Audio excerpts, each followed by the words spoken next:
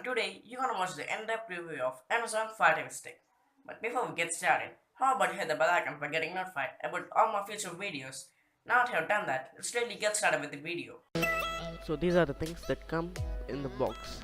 So let's put them together and set up the Fire TV stick.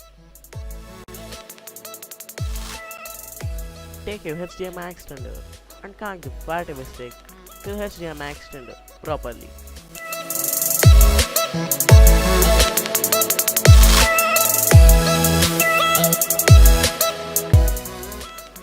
Connect the Fire TV stick on the HDMI port back of your TV.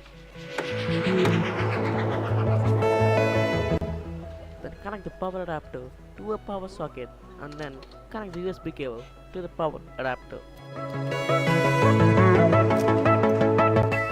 Then connect the micro USB cable to the micro USB port on the Fire TV stick.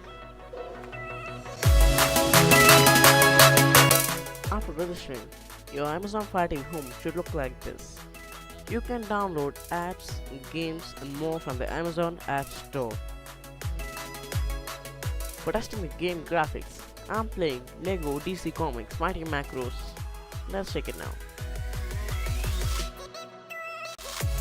As I started playing the game, I noticed the game graphics were pretty good and the game works very well.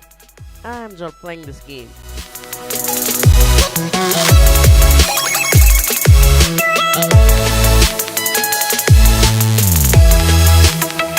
If you have an Amazon Prime account, it's well and good that you can watch all the latest movies like with Amazon Prime Video.